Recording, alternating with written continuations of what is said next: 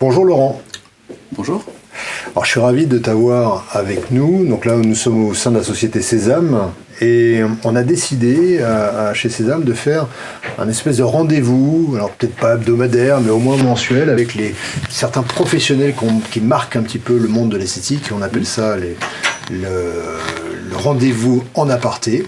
D'accord. Et l'idée c'est de pouvoir partager un peu ensemble sur ton monde à toi qui est le monde du cosmétique. Et qu'on puisse essayer de comprendre comment ça fonctionne, quels sont les éléments clés de ce cosmétique, et comment est-ce qu'aujourd'hui on en arrive à en parler autant, à faire des success stories incroyables. On parlait tout à l'heure de Filorga, en quelques années ils sont montés, on voit aussi le boom des crèmes anti-âge. Il y a toujours cette notion de comment ça fonctionne, est-ce que ça marche vraiment, quelles sont les limites. Donc l'idée c'est un petit peu ça. Mais avant de démarrer, moi ce qui m'intéresse c'est toi, comment est-ce que tu en es arrivé, parce que je crois que tu es docteur en chimie, donc si jamais tu peux te présenter en quelques mots. Ouais, bien sûr. Donc, en fait, je suis chimiste, et ce qui me plaisait dans la chimie, c'était de créer des nouvelles molécules à partir de substances qui sont pas forcément proches de la molécule finale, et en particulier dans la formulation cosmétique, ce qui me plaisait, c'était de partir, si tu veux, d'ingrédients qui sont parfois un peu repoussants. On a des ingrédients qui peuvent être bizarres quand on les touche, quand on les sent. La lanoline est connue, par exemple. Bon, aujourd'hui, c'est plus trop la cote. Et tu arrives, à partir d'ingrédients qui ne sont pas forcément très plaisants à regarder ou à toucher, à créer une crème dont tu t'enduis le corps et la peau et tu ressens un certain plaisir. C'est surtout ça, d'abord, la cosmétique, c'est du plaisir. On se fait plaisir et ça apporte du bien-être, d'abord immédiat, par une texture, une odeur. Mais la cosmétique a évolué au cours des 20 dernières années vers quelque chose où on regarde maintenant l'effet sur le moyen et sur le long terme, voire même des fois sur un effet qui est beaucoup plus immédiat, mais c'est des effets biologiques. C'est-à-dire qu'on ne recherche pas juste une notion de plaisir ou d'hygiène, on recherche également une notion de beauté, d'efficacité, effectivement, et d'efficacité, puisqu'aujourd'hui, en fait, quand on conçoit un produit cosmétique, effectivement, on rajoute, ça je vais y venir dans la suite de la discussion, on rajoute maintenant ce qu'on appelle des actifs. Alors avant ça, toi, tu as passé ton doctorat en quelle année ? Alors j'ai passé mon doctorat en 2006. Ouais. 2006, donc j'ai fait un doctorat à la faculté de pharmacie de Montpellier. Et ce doctorat de recherche, c'était un doctorat sur l'interface entre la chimie et la biologie. C'est-à-dire, c'est comment les molécules agissent, même si elles sont chimiques, comment est-ce qu'elles vont interagir avec les molécules, en particulier de la peau. Donc les constituants de la peau et les cellules de la peau. D'accord. Et en 2006, donc tu en as fait une spécialité, cette association de chimie et de peau. Et tu as démarré comment ? Que tu as commencé tout de suite à penser des produits, à travailler sur la recherche ? Donc moi, j'ai travaillé pour plusieurs marques, des grandes marques et des plus petites, à la conception de produits cosmétiques. Et j'avoue que j'étais un peu frustré de mettre au point des produits qui satisfaisaient surtout des demandes marketing. Et j'étais des fois un peu frustré de voir qu'on mettait des produits qui n'étaient pas forcément très efficaces sur la peau. Il en existe malheureusement. On est dans une profession où il y a des gens qui mettent parfois sur le marché des produits dont ils savent pertinemment que l'efficacité sur la peau n'est pas la priorité. Alors on en reparlera, mais il y a le marketing et la communication sur ce. C'est un univers qui est ultra marketé. Tout à fait. Et moi je me suis intéressé tout de suite à la cosmétique que j'appelle active. D'accord. C'est-à-dire une cosmétique où on met des choses utiles à la peau, pas des choses utiles dans le pot. C'est ça en fait, c'est la notion entre les ingrédients qu'on appelle des excipients, qui sont là pour un plaisir immédiat, donc une belle texture, un velouté, une couleur, une odeur sympathique. Mais ces ingrédients, ils sont utiles au moment de l'application, donc ça va durer peut-être pendant quelques secondes, pendant 10 secondes, c'est important. Effectivement, on ne peut pas appliquer un produit repoussant sur la peau, c'est ce que je disais tout à l'heure. Par contre, ce qui est important, c'est également le moment où l'ingrédient commence à pénétrer dans la peau et atteindre sa cible pour avoir un effet. Alors ça peut être d'abord un effet hydratant, le plus basique on va dire, mais ça peut être des effets qui sont beaucoup plus importants sur l'activité de certaines cellules qui jouent un rôle prépondérant sur le vieillissement de la peau. En particulier les fibroblastes, les kératinocytes, On a également des notions de pigmentation, donc des cellules qu'on appelle des mélanocytes qui vont produire la mélanine. Voilà, il y a tout un tas de substances et de cellules dans la peau qui représentent depuis quelques années un intérêt principal au niveau de la conception des produits cosmétiques. C'est qu'on va chercher à réactiver, on va chercher à ralentir certaines choses, des phénomènes de vieillissement, ou au contraire booster et stimuler des cycles et des activités cellulaires. Alors là, tu rentres vraiment dans le cœur du sujet de l'intérêt du cosmétique. C'est-à-dire comment est-ce qu'on peut aujourd'hui doper l'hydratation ou doper l'activité d'un fibroblaste uniquement avec un cosmétique. On pourrait imaginer que c'est une crème ou un sérum que l'on place sur la peau. On a une couche cornée qui est quand même quasiment imperméable. Comment est-ce qu'on peut imaginer qu'aujourd'hui ce type de cosmétique puisse rentrer, et comment est-ce qu'aujourd'hui c'est efficace, et comment ça ne pouvait ne pas l'être demain, ou hier plutôt. Il y a cette notion parce qu'en 20 ans il s'est quand même passé pas mal de choses sur cet univers. Comment est-ce qu'on peut avoir une activité comme ça aussi précise, physiologique? Alors, ça a l'air de rien comme ça, mais c'est très complexe. D'abord, ça tient à la nature des molécules qu'on utilise dans les formules. Il faut savoir que les petites molécules, qui ont un poids moléculaire petit, on a une règle en général en pharmacie et en cosmétologie, on sait qu'en dessous de 500 grammes par mol, c'est un poids par mol de molécules, nombre de molécules, les molécules ne pénètrent pas dans la peau. Il va falloir trouver d'autres artifices. D'accord. Voilà, ça c'est la règle de base fondamentale. Il y en a d'autres, mais c'est la règle la plus essentielle. Est-ce que ça c'est une information qu'on a sur le cosmétique? Non, c'est une information, je dirais, scientifique. D'abord, c'est vrai que ça fait appel à des notions de chimie et de physique. Donc c'est vrai que c'est des notions qui sont accessibles au niveau des laboratoires. On n'en communique pas forcément suffisamment avec le consommateur. Parler de poids moléculaire de 500 grammes par mol, c'est quelque chose déjà qui nécessite quand même quelques notions en chimie, mais c'est un seuil, une barrière. On sait que tout ce qui est inférieur à 500 grammes par mol va pénétrer facilement dans la peau. Ce qui est supérieur, il va falloir trouver d'autres systèmes. D'accord. Les microneedles, il y a d'autres systèmes et je crois que tu en connais pas mal. Oui, le jet peel par exemple. Voilà, exactement. Il y a d'autres règles après. C'est en fait l'affinité entre les ingrédients eux-mêmes. En fait, dans une formule cosmétique, il faut savoir qu'il y a deux familles d'ingrédients. Il y a les ingrédients dits actifs, qui eux vont agir sur la peau, et ce que je disais tout à l'heure, les excipients. Alors les excipients, c'est quoi? C'est les gélifiants, les émulsionnants, les conservateurs, les texturants, les silicones, etc., qui sont là plus pour donner une belle texture, de la viscosité, de l'onctuosité, de la douceur, atténuer le collant, etc. Tout ça, c'est la famille des excipients. Donc ce que je disais tout à l'heure, c'est que les actifs sont utiles à la peau, les excipients sont utiles dans le pot. C'est vrai que ça fait comme ça un jeu de mots assez rigolo, mais il faut comprendre qu'il y a une sorte de dualité entre ces deux ingrédients. Et moi, ce qui m'intéresse, c'est d'essayer justement de minimiser les ingrédients inutiles à la peau, c'est-à-dire les excipients, pour essayer de concevoir des formules qui sont hautement dosées en actifs, avec des actifs qui ont une double fonctionnalité, une double casquette. Et c'est ce que j'ai mis au point avec le gel Biologica. Ce sérum avec une concentration élevée en acide hyaluronique, parce que tout le monde sait que l'acide hyaluronique c'est un actif puissant sur la peau, mais personne ne savait jusqu'à ce que je travaille avec des hauts poids moléculaires, ça, je parle de ça, c'était dans les années 2000, je travaille avec des poids moléculaires de 2,6 millions de Dalton, donc c'est des grades d'acide hyaluronique qui sont suffisamment épais pour donner un gel avec une texture comme si j'avais utilisé un gélifiant chimique. Tu vois, c'est cette double casquette, ingrédient actif et ingrédient fonctionnel. Et alors, je reviens à cette dualité entre les actifs et les excipients, c'est que il existe des interactions, des affinités entre les ingrédients eux-mêmes. Dans une formule cosmétique, on peut avoir 30, 40 types de molécules différentes. Donc, les excipients actifs, pour être actifs, doivent pénétrer dans la peau, mais avant de pénétrer dans la peau, ils doivent se libérer de la formule. On applique la formule sur la peau. Si l'affinité entre l'actif et l'excipient, le gélifiant, est plus forte que l'affinité entre l'actif et la peau, que va-t-il se passer? L'actif va rester à la surface, piégé par les polymères, par les gélifiants, les texturants. Et on aura beau avoir choisi le meilleur actif du monde, s'il reste collé au polymère ou à l'émulsionnant ou à l'émollient qui est utilisé, il va rester à la surface, il ne pénétrera pas. Donc il faut jouer sur des règles de formulation qui font que l'affinité entre l'actif et la peau est supérieure à l'affinité entre l'actif et l'excipient. D'accord. J'ai été clair sur l'explication? Ouais. Très. Voilà. Donc, alors ça, c'est la première étape. Donc, on réfléchit, quand on travaille sur l'élaboration d'un produit cosmétique, à avoir des actifs qui ont un poids moléculaire inférieur à 500 Dalton. Ça, c'est la règle de base.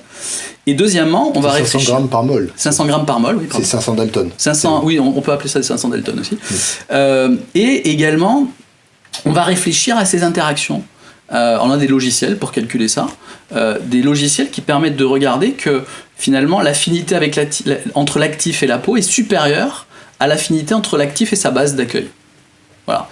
Et si vous avez donc ces conditions réunies, c'est-à-dire un poids moléculaire qui est compatible pour une pénétration dans la peau, et également des actifs qui ont été choisis, des excipients également qui ont été choisis pour limiter cette interaction, vous avez donc libération de l'actif, et ensuite l'actif est capable de pénétrer dans la peau. D'accord. Alors ça, c'est, on va dire, le cas idéal. Après, malheureusement, parfois on arrive à utiliser des poids moléculaires, des actifs avec des poids moléculaires qui sont importants. On ne peut pas faire autrement. Et l'acide hyaluronique en est un, par exemple. C'est un polymère qui a un poids moléculaire important. Ce qu'on fait, c'est qu'on va utiliser des facteurs de pénétration transcutanée.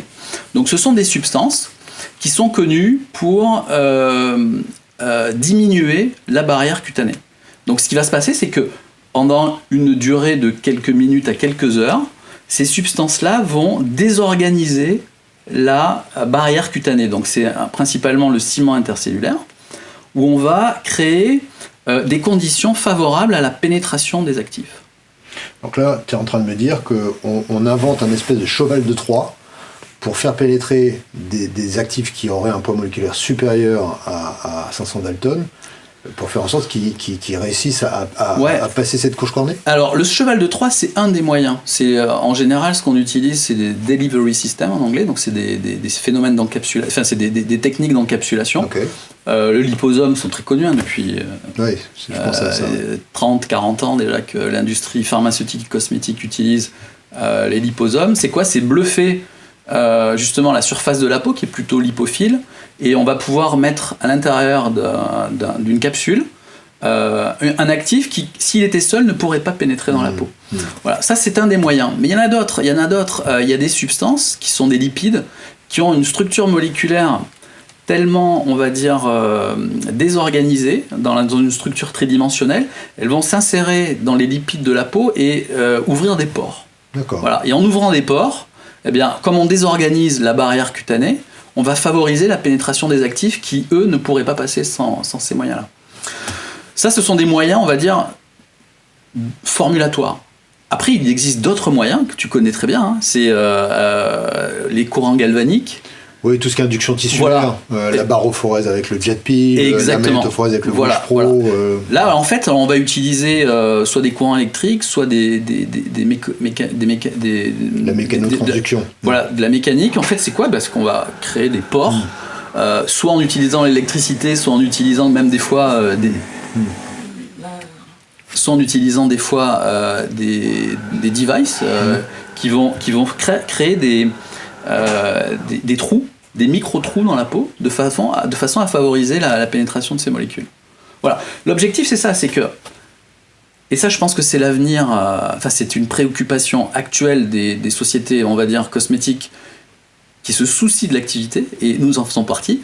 On n'est pas là juste à revendiquer un actif, on est là aussi à se soucier de la destination et de l'arrivée de l'actif vers sa cible finale. Il est important qu'un actif soit capable d'atteindre la couche de peau qui est la cible.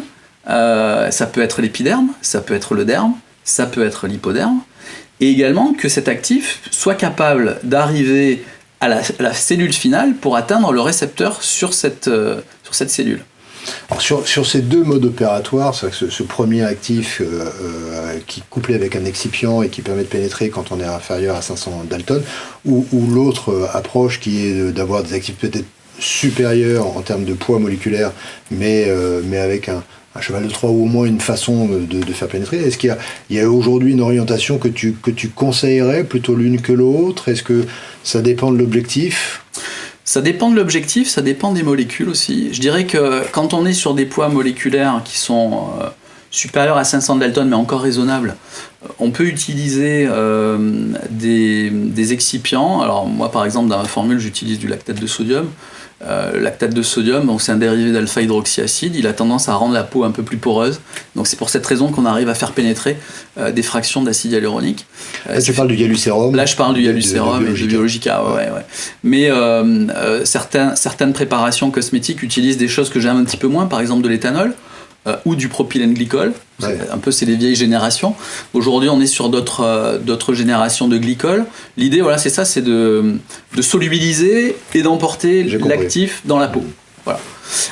Mais ça reste encore valable pour des poids moléculaires intermédiaires. Si on veut faire rentrer des plus grosses molécules, effectivement, les devices, tous les appareils qu'on peut utiliser en complément des produits sont les bienvenus. Et oui, c'est là où il peut y avoir effectivement un intérêt ou une synergie. Absolument. Ouais. Alors, est-ce qu'on peut revenir juste sur les actifs clés alors quand on choisit un cosmétique, il y a deux intérêts, puisque les personnes qui vont écouter sont des professionnels qui à un moment donné peuvent s'interroger en disant quel actif je dois utiliser. Alors tu vas me répondre certainement en fonction de l'objectif que c'est peut-être un peu différent, mais est-ce qu'il y a des actifs qui sont quand même à conseiller d'une façon un peu générale? Est-ce qu'il y en a qui sont surtout à déconseiller en passant de l'acide hyaluronique à la vitamine A, C, E? Oui.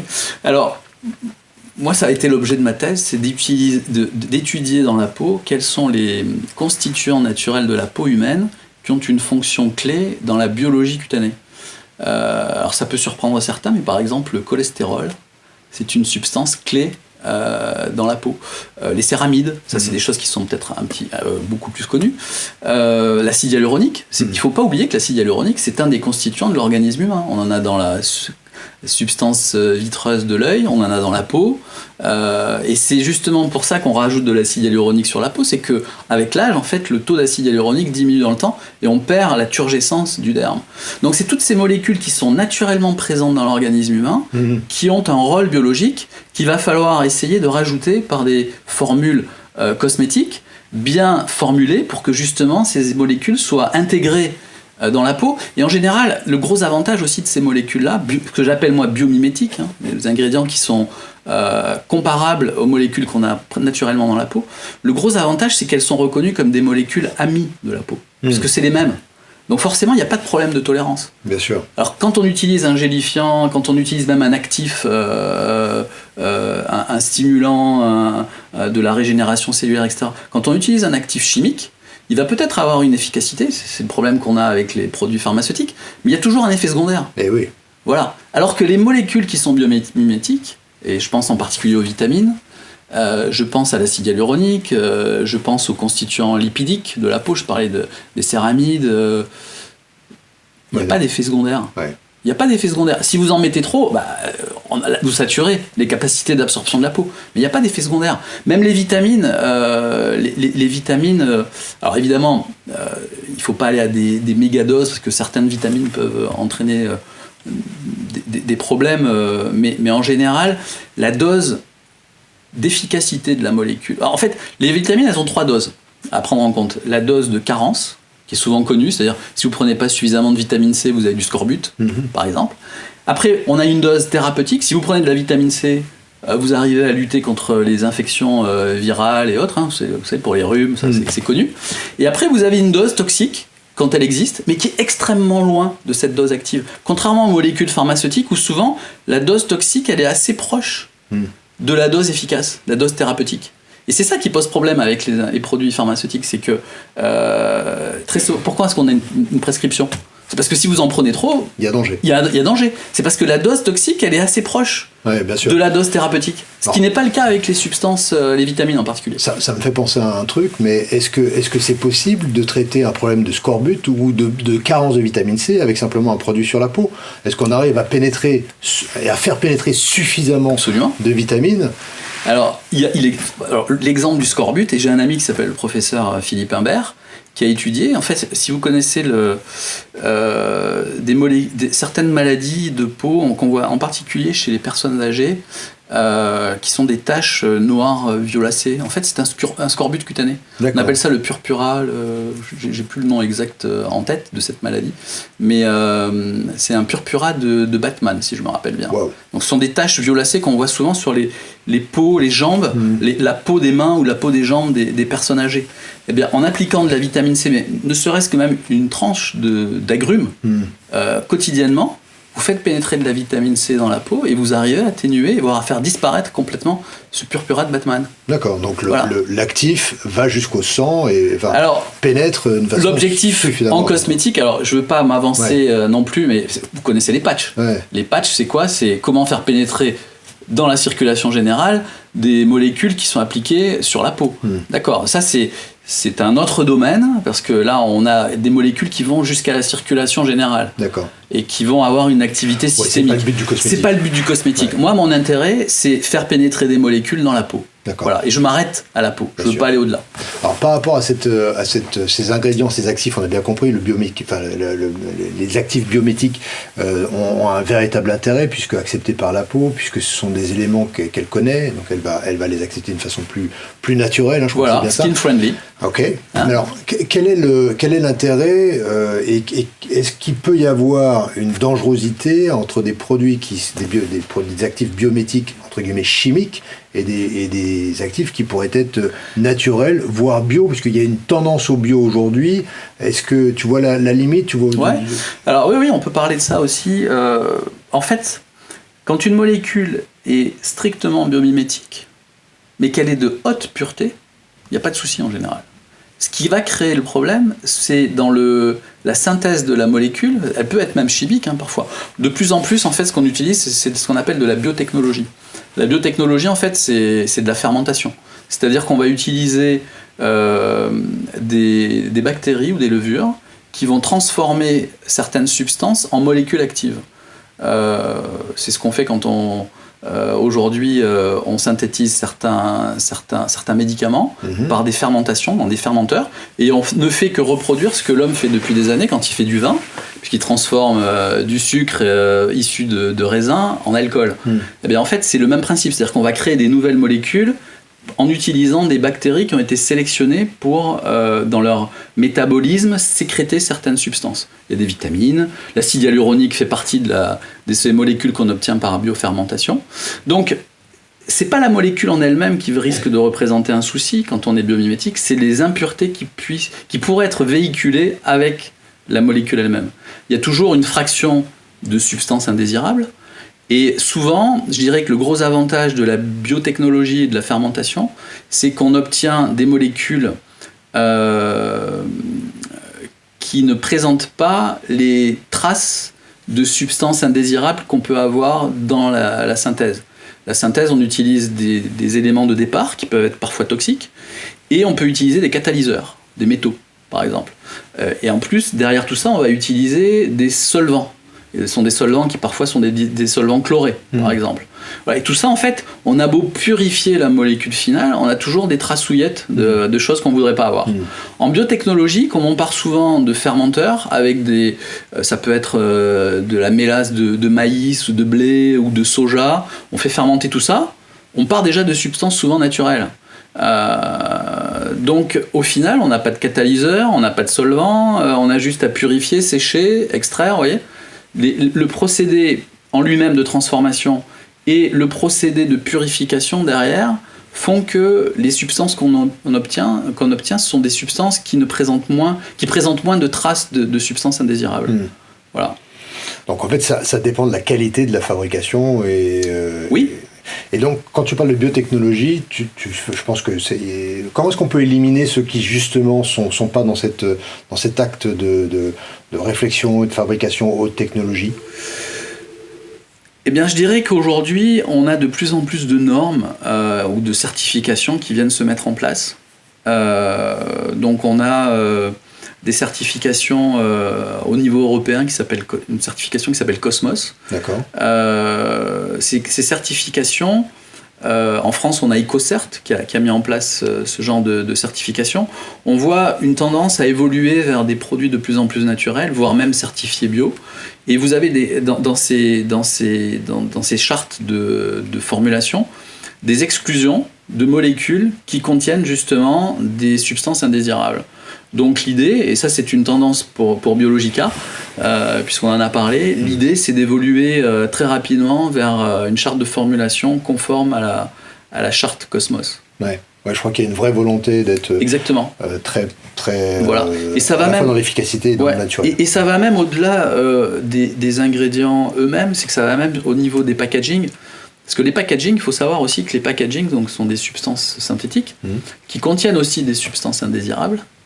Tout le monde a entendu parler des perturbateurs endocriniens. Bien sûr. Qu'est-ce qui se passe? C'est que quand vous avez une formule cosmétique qui est contenue dans un packaging chimique, c'est-à-dire une matière plastique en fait, qui contient des substances indésirables, ce qui va se passer, c'est que certaines substances contenues dans le plastique vont migrer dans la formule. D'accord. Et après, vous allez avoir au sein de la formule tous les actifs que vous souhaitiez avoir, plus les ingrédients indésirables des ingrédients eux-mêmes, plus les substances indésirables des matières plastiques qui ont migré à l'intérieur. Et ça peut être un problème. Ah oui, effectivement. Donc c'est pour ça que je pense qu'une évolution vers des chartes de formulation où on exclut certaines substances, que ce soit des ingrédients, que ce soit des composants des packaging, c'est une évolution souhaitable pour l'industrie cosmétique. C'est pas juste une notion d'environnement, elle est importante, hein. C'est pas juste je protège l'environnement, j'utilise des ingrédients recyclables, etc. C'est aussi j'utilise des ingrédients qui ont été conçus avec des procédés qui ne font pas appel à ces substances indésirables. Parce qu'au final, on peut les retrouver dans le produit. Bien sûr. Alors justement, cette notion d'actifs ou de produits ou d'actifs qu'on peut retrouver dans le produit, souvent on mélange des anti-UV avec la crème. Est-ce que c'est une tendance qu'il faut suivre? Est-ce que c'est une tendance sur laquelle il faut être vigilant? Est-ce que les anti-UV dans les formulations sont à prendre en compte ou pas? Alors les anti-UV, effectivement, en excès peuvent être, les UV en eux-mêmes en excès peuvent être nocifs pour la peau. Les anti-UV, il se trouve qu'ils peuvent être aussi nocifs pour la peau. D'abord, il y a différents types d'anti-UV. Il y a des anti-UV chimiques qui, eux, comme les actifs dont on parlait tout à l'heure, sont susceptibles de pénétrer dans la peau. Ouais, on parle de nanoparticules, non? Alors, il y a les nanoparticules, mais c'est pas seulement les nanoparticules, c'est même les filtres dits organiques, qui sont des substances dont les poids moléculaires, justement, peuvent être en dessous de 500 Dalton. Et qu'est-ce qui se passe? Ça pénètre. Eh bien voilà. C'est-à-dire que, comme les actifs, ils sont susceptibles de pénétrer dans la peau. Et alors, ils pénètrent dans la peau, mais s'ils restaient dans la peau, à la rigueur, ce serait presque acceptable. Mais ce qui se passe, c'est qu'ils pénètrent dans la circulation générale. Et il y a des études qui ont été menées il n'y a pas très longtemps, en particulier aux États-Unis, où on s'est rendu compte qu'après avoir appliqué une crème solaire sur la peau, on avait retrouvé des filtres organiques, non seulement dans le sang, mais également dans les urines. Ah oui. C'est-à-dire que ces filtres, en fait, sont capables de passer la barrière transcutanée et d'aller atteindre n'importe quelle cible au niveau de l'organisme humain. Ça peut poser un problème si ces substances ont un effet néfaste sur l'organisme humain. Et en particulier, certains filtres organiques sont des perturbateurs endocriniens. Alors quand vous êtes un homme comme vous et moi d'un certain âge, notre système hormonal il a déjà fait tout son travail, on est déjà on va dire bâtis comme des hommes. Pour des enfants qui eux sont en cours de construction, on va dire, quand vous venez perturber le système hormonal, ça peut avoir des conséquences importantes. Donc voilà, c'est pour ça qu'il y a une perturbation hormonale qui est préoccupante au niveau des enfants, et l'utilisation des filtres organiques susceptibles de pénétrer dans la peau est un sujet de préoccupation. Donc c'est pour ça qu'on oriente plutôt les enfants vers des substances minérales. Les substances minérales, il y en a deux aujourd'hui qui sont très connues, c'est l'oxyde de zinc et l'oxyde de titane. L'un absorbe plus dans l'UVA, ou on va dire un spectre assez large, l'autre absorbe plus dans l'UVB. Le zinc est plutôt spectre large, et l'oxyde de titane est plutôt ciblé UVB. Et on combine en général les deux pour avoir un haut SPF, et effectivement, sous réserve de ne pas avoir des pigments trop petits, parce que là c'est pareil encore, hein, c'est que ils sont susceptibles, s'ils sont trop petits, s'ils sont nano, de pénétrer dans la peau, et d'avoir des effets indésirables sur l'organisme humain. Donc il y a des barrières réglementaires qui font qu'en général, on recommande maintenant d'utiliser des particules dont le diamètre est supérieur à 100 nanomètres. Voilà, on sait que à 100 nanomètres, il n'y a pas de risque pour avoir une pénétration des nanoparticules. D'accord. Et donc, d'une façon générale ou systématique, est-ce que l'association de filtres anti-UV avec un sérum est intéressant ou au contraire, vaut mieux l'avoir à part en fonction aussi peut-être de la saison Voilà, c'est exactement ça. En fait, en cours d'année, la présence d'UV à la surface du globe est différente, et selon l'endroit géographique évidemment. En été, on a beaucoup plus, on le sait, on a beaucoup plus d'UV qu'en hiver, et en plus, comme il fait plus chaud en été, on a tendance à être découvert et être plus exposé. La surface finalement exposée aux UV est beaucoup plus importante en été. Donc on a besoin, pour éviter d'avoir un excès d'UV, délétère évidemment au niveau de la peau, puisque ça peut entraîner des dégradations de certaines cellules et de l'ADN, et également de certains composants de la peau, les fibres élastiques, collagène et élastine, et donc entraîner, dans un premier temps, on va dire à court terme, des effets indésirables qui sont l'érythème, le coup de soleil. À moyen terme, des dégradations des fibres élastiques, donc on a une peau qui vieillit beaucoup plus vite, et à plus long terme, voire même des cancers cutanés. Donc il est important de se protéger de l'UV, mais il faut quand même garder à l'esprit que sans UV, la vie n'est pas possible. C'est-à-dire que c'est toujours pareil, c'est un juste équilibre. Et alors, je pense en particulier aux personnes qui utilisent des formules de soins, hydratants ou anti-âge, qui contiennent des UV, des protecteurs, pardon, des anti-UV. Et eux, je me dis, ça peut représenter un souci parce que il ne faut pas oublier que les UV sont importants pour la fixation du calcium. C'est-à-dire que les UV permettent finalement à la vitamine D de fixer le calcium qu'on trouve dans l'alimentation. Si on n'a pas d'UV, pas de calcium. Même si on mange des produits qui contiennent du calcium, même si on boit des produits laitiers, même si on boit de l'eau minérale qui contient du calcium, la fixation du calcium sera très atténuée s'il n'y a pas d'UV. Et en hiver, finalement, la seule façon pour l'organisme humain de recevoir la dose d'UV suffisante, c'est le visage et ce sont les mains. Et alors si on utilise un produit qui contient une concentration d'anti-UV importante pour atteindre des SPF de... Alors on dit 50+, mais en fait ça veut dire 60. Ça veut dire que vous... grosso modo, en fait, vous avez besoin de 60 fois plus de doses d'UV pour atteindre la dose. On ne l'atteint pas. Voilà, on ne l'atteint pas. Ça veut dire qu'en fait, vous bloquez la pénétration des UV dans la peau. Ça veut dire que vous éliminez le principal moyen de fixer le calcium au niveau de l'organisme humain et au niveau des os. Alors quand on est adolescent, on a besoin de calcium, tout le monde le sait, mais surtout moi je pense aux personnes âgées qui elles sont parfois peuvent avoir des problèmes d'ostéoporose. Si elles ne fixent pas le calcium, ça peut être un souci. Donc on aura peut-être une belle peau, mais on aura des os dans un état déplorable au bout de quelques années. Donc c'est une question d'équilibre. Je pense qu'un SPF intermédiaire, c'est bien. Ça dépend aussi de l'endroit où on se trouve, évidemment. Je pense qu'ici à Nice, on aura peut-être besoin d'un petit peu plus d'UV que si on habite en Scandinavie. Mais voilà, c'est une question d'équilibre et de dose. D'accord. Voilà. Au niveau de l'utilisation de ce type de cosmétiques, je pense au sérum, particulièrement peut-être au Hyaluronium que tu connais bien, est-ce qu'il faut l'utiliser d'une façon extrêmement récurrente, matin, soir, ou au contraire, une façon un peu aléatoire pour pas que la peau s'habitue?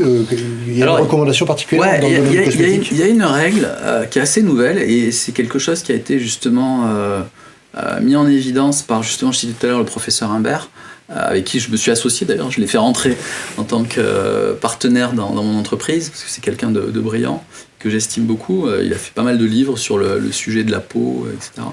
Et en fait, il a mis en évidence qu'il existe un phénomène d'accoutumance de la peau à certains actifs. Alors, c'est connu en médecine, en pharmacie, ça s'appelle la tachyphylaxie. C'est un nom un peu barbare comme ça, mais ça veut dire quoi? C'est que, comme toute substance, on en parlait tout à l'heure, le café par exemple. Le café, mais certaines drogues légales et non légales même, on sait qu'on s'habitue. Oui. Le corps s'habitue à certaines substances, et en fait, si vous en prenez trop, en fait, vous saturez complètement les récepteurs cellulaires. Au bout d'un certain temps, vous n'avez plus les mêmes effets que les doses initiales. Le corps s'est habitué et vous avez une perte d'efficacité. Alors si vous voulez garder cette efficacité, qu'est-ce qu'on fait ? On monte les doses et on recommence. Mais au bout d'un certain temps, même en ayant des mégadoses, on n'a plus les effets qu'on avait au début. Donc on passe à autre chose. Et alors en cosmétique, c'est exactement pareil. C'est-à-dire qu'il est nécessaire, quand on veut avoir par exemple un effet anti-âge, de changer son produit cosmétique pour garder une efficacité constante. Et je pense qu'un cycle d'un mois avec une technologie anti-âge, et après, juste derrière, l'autre mois, passer sur une technologie avec des mécanismes d'action différents, même si la cible est la même. On cible l'anti-âge, on cible la synthèse des fibres élastiques, on cible la division cellulaire avec le renouvellement épidermique, etc. Mais il est bon de combiner des actifs, non pas en même temps, mais de les faire en rotation. Et là, on rentre dans un domaine, dans un concept que nous avons étudié et que nous allons bientôt utiliser dans une gamme que nous allons sortir prochainement, de cosmétique rotationnelle. C'est-à-dire qu'on applique un produit pendant un certain temps et on passe à un deuxième produit pour une rotation numéro 2, et ensuite on revient au premier produit et on avance comme ça en fait. Ce qui permet en fait d'éviter cette accoutumance et de garder l'effet maximal pour les produits utilisés. Super. Bon, bah ça, tu seras certainement réinvité pour qu'on en reparle. Absolument. Et sur cette synergie avec la technologie, genre, je pense évidemment au dispositif Sésame que l'on connaît bien, le Jet Peel, le Régulite de photobiomodulation, la radiofréquence. Est-ce que l'utilisation de cosmétiques peut avoir un intérêt avant, pendant, après Est-ce qu'il y a une notion que tu pourrais apporter ? Alors, d'abord, bon, tu le sais mieux que moi, il y a plusieurs types d'appareils. Certains jouent sur la lumière, puisqu'on sait que les longueurs d'onde, on parlait tout à l'heure des UV, qui ont des effets néfastes sur la peau, mais aussi des effets positifs. On parlait du calcium, par exemple. Mais par contre, on sait que certaines longueurs d'onde dites visibles, c'est-à-dire les couleurs, ont des effets sur la peau. Donc ça a été bien étudié. Bizarrement par la NASA au début, ils ont fait des études en particulier sur l'effet de la longueur d'onde de la couleur rouge sur les fibroblastes, et on sait que la longueur d'onde rouge stimule l'activité des fibroblastes. Donc quand au sein de Sésame on conseille fortement l'utilisation du Hyalusérum avec la lumière rouge, on est bon. Oui, alors, et en plus on l'a démontré puisqu'on a mené avec notre associé en milieu hospitalier des études en fait sur des cultures de cellules où on a montré que combiner la lumière rouge avec notre produit permet de décupler l'efficacité du produit. Donc on le met avant. On le met avant et on irradie la peau avec une longueur d'onde rouge. Ouais. Ça marche super bien. Ça, on a toutes les preuves. Je pourrais te les démontrer. On a un dossier qui est estampillé Dr Boinic, qui est une personne très connue dans la profession que tu connais. Mais bon, il y a d'autres fonctions. La lumière bleue, on parle beaucoup de la lumière bleue. On sait qu'elle peut être dangereuse parce qu'elle est très énergétique, elle est très proche des UV dans la gamme électromagnétique. Mais en fait, la lumière bleue est intéressante pour éliminer les germes à la surface de la peau, en particulier le Proponium acnes, qui est une bactérie responsable de l'acné. Et se traiter à la lumière bleue, c'est bien pas sûr. Complètement idiot, ça permet. Bon, on le sait quand on l'utilise beaucoup. Quand on stérilise les mains, c'est pareil. Voilà. Donc c'est pareil, c'est une question de dose aussi. Il ne faut pas rester sous une lumière bleue. Il faut se protéger les yeux, évidemment, il faut faire attention. Mais effectivement, on en sait de plus en plus maintenant sur l'interaction entre la lumière et la peau, et on peut décupler les effets des produits cosmétiques en les associant avec certaines longueurs d'onde. Voilà, ça c'est pour la lumière. Après, il y a d'autres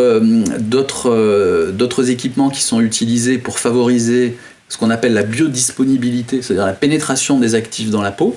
On en parlait tout à l'heure, ce sont soit des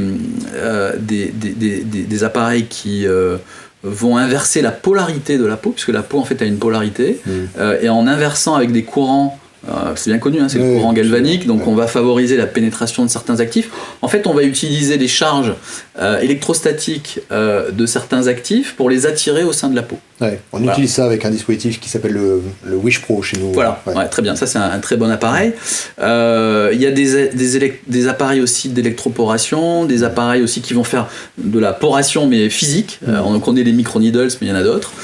Et puis il y a aussi des appareils à jet d'eau, c'est ça. Pulvérisation, notamment le jet pilk. Voilà, tout ça en fait c'est quoi? C'est que il ne faut pas oublier que le stratum corneum, qui est la couche la plus externe de la peau, est une barrière protectrice. Et heureusement qu'on l'a, parce que sinon, les bactéries, les polluants, toutes les substances indésirables pénétreraient dans la peau. Donc on serait soumis à un stress oxydatif et bactériologique beaucoup plus important. Mais également, cette barrière cutanée, ce qu'elle fait, c'est qu'elle retient l'eau qu'on l'on a dans l'organisme. C'est ce qu'on appelle la perte insensible en eau, qui est dépendante de cette barrière cutanée. Et donc cette barrière, malheureusement, elle empêche aussi les actifs de rentrer, forcément. Donc quand on utilise un produit cosmétique et qu'on veut décupler son efficacité, effectivement, il va falloir temporairement diminuer cet effet barrière. Bien sûr. Et c'est là où la technologie peut être intéressante, à la fois du produit et puis du dispositif. Quelques mots juste en termes business. Quelle est ta sensation sur le marché du cosmétique d'une façon générale? Est-ce qu'on est aujourd'hui à maturation? Est-ce qu'aujourd'hui c'est en train d'exploser et de se spécialiser?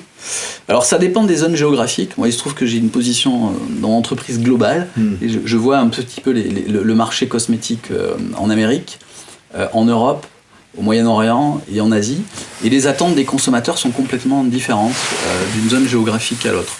On va dire dans les pays européens, aujourd'hui on a besoin de se rassurer sur la composition et la nature des produits cosmétiques. On a beaucoup entendu parler de choses plus ou moins bien fondées d'ailleurs sur certains ingrédients. On a en tête l'histoire des parabènes, des éthers de glycol, effectivement. Donc il y a des choses qui étaient, on va dire, justifiées, et d'autres qui l'étaient un peu moins. Et il y a eu une sorte de panique générale qui ont fait qu'on a réglementé, interdit ou banni, ou des fois même boycotté certains ingrédients qui n'étaient pas si mauvais que ça en fait. Donc ça c'est mon sentiment. Mais bon, la tendance générale c'est qu'on a besoin de se rassurer sur l'origine. Donc on sait que les produits naturels prennent une importance de plus importante. Moi je vois, et ça c'est déjà depuis quelques années, c'est par ma formation, un cran plus loin. C'est-à-dire que le végétal c'est bien, mais je pense que faire des produits cosmétiques qui ressemblent à la peau, dans sa forme, dans sa composition, dans sa structure, c'est l'étape d'après. Et c'est vers là où je pense que l'industrie évolue aujourd'hui.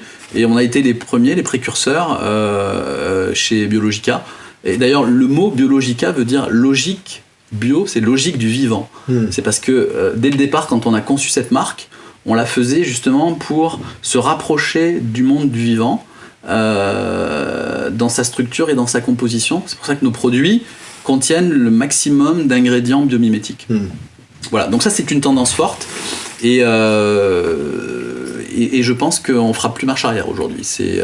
On verra de plus en plus de substances biomimétiques dans les années qui viendront. Donc tu penses qu'il va y avoir une inversion, c'est-à-dire qu'on va commencer...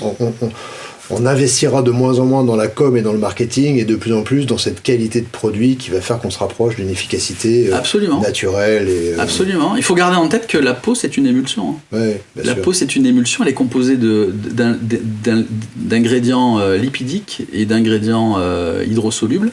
Et nos produits cosmétiques sont aussi des émulsions. Et donc, il y a un parallèle tout trouvé entre la composition des produits cosmétiques et la composition de la peau. Et c'est vraiment une forte tendance aujourd'hui. Alors je finis avec juste une dernière question, mais nous sommes des hommes.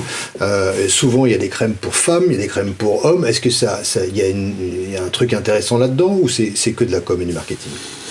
Disons que la physiologie cutanée masculine est un peu particulière. On a une peau un petit peu plus épaisse, on a un stratum corneum peut-être un petit peu plus, un bouclier on va dire, un peu plus costaud. Ça vient peut-être du fait que l'homme est peut-être amené à être plus confronté à l'environnement extérieur depuis des générations et des générations. On a aussi une imprégnation hormonale différente et la testostérone, Dieu merci on en a, nous permet d'avoir certaines différenciations, on va dire biologiques par rapport à nos amis les dames évidemment, et donc ça donne une spécificité à la peau effectivement. Donc les produits pour les hommes, alors d'une manière générale, tous les produits peuvent être, quand ils agissent sur une peau de femme, ils agiront sur une peau d'homme, effectivement. La seule chose, c'est que je dirais que là, d'une manière générale, les hommes sont plus sensibles en fait à l'aspect esthétique et cosmétique du produit, c'est-à-dire qu'on tolère un petit peu moins les substances collantes, on tolère un petit peu moins les substances grasses, on est un peu plus, bizarrement, c'est un peu le ressenti que j'ai, on est un petit peu plus exigeant sur la texture parce que on n'a pas l'habitude d'en utiliser et on veut surtout l'oublier. C'est-à-dire qu'on le met et on veut surtout pas montrer qu'on utilise des produits cosmétiques. Donc la texture, effectivement, est importante. Le parfum est important aussi parce qu'on veut pas forcément sentir. Absolument. Donc on a besoin d'avoir... Mais je pense que le parfum est plus à la mode, même chez la femme. On le voit chez nos clientes. Et c'est aussi ça qui est intéressant dans tes produits. C'est-à-dire que nous, les hommes, on a l'impression, on veut l'effet du produit cosmétique, on veut pas vieillir, on est comme les femmes, on veut pas vieillir, mais on veut pas le montrer. Et alors c'est pour ça, c'est assez intéressant de voir que certains hommes piquent les produits de leurs femmes dans la salle de bain en appliquant des crèmes hydratantes et des produits anti-âge. Et je pense que c'est tout à fait fondé parce que bon, on a la même constitution, mais c'est vrai que physiologiquement parlant, la couche supérieure de la peau est légèrement différente. Bah écoute Laurent, vraiment je te remercie de cette discussion et cette interview. Alors évidemment, si jamais vous avez des questions supplémentaires, info@sesamcorp.com, vous nous les posez et avec Laurent on y répondra, ce sera évidemment plus son sujet. Et l'idée de toute façon au sein de Sésame, c'est d'avoir les meilleurs experts pour pouvoir donner le plus de contenu, plus d'informations sur ce métier qui est en train de changer, qui est la médecine esthétique, et d'essayer d'avoir les acteurs les plus expérimentés pour donner un contenu le plus intéressant possible. Donc vraiment je te remercie d'avoir passé un peu ce temps avec plaisir Christian. Avec Merci. Nous et puis je te souhaite une excellente journée. Merci également.